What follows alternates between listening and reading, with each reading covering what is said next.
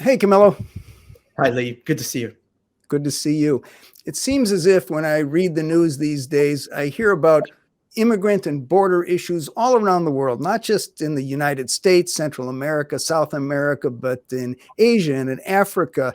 Is there something peculiar going on in the world right now, or is this always the way that it is?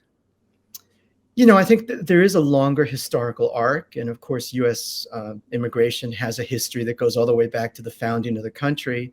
It also goes back more immediately, about 100 years ago, to what was called the Chinese Exclusion Act, for example, and then later Japanese internment, and so on. There are many stops along the way, mass deportations in the 30s and the 50s, and the Bracero program, on and on. We could tell a longer story, but it's part of a global story as well. And I think what's clear is since 9/11, I would argue, there's been a sort of kind of uniform trend around the world, unevenly distributed and more intense in some places than others, where there's been this equation between immigration and immigrants and national security and crime.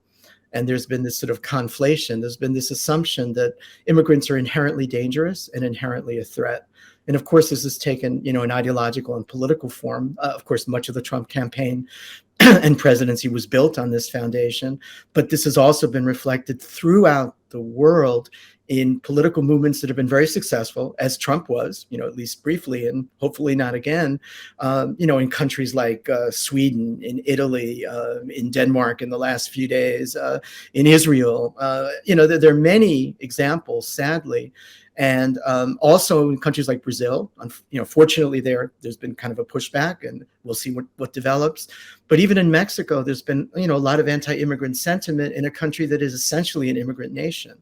And so it's not just in the receiving countries, but also in those countries that are countries of a transit or destination. Bottom line is, at the gates of the EU and at the borders of the US and in the environs of Australia, the same kinds of policies are being applied, which criminalize migrants and their families and their communities, which militarize borders, and which create the seed, the grounds for hate and hate crimes. We were remembering Ubalde in another conversation. We could remember El Paso, the massacre in El Paso in August 2019, which touched us very closely because of witnesses' origins in El Paso, at the gates of Tornillo.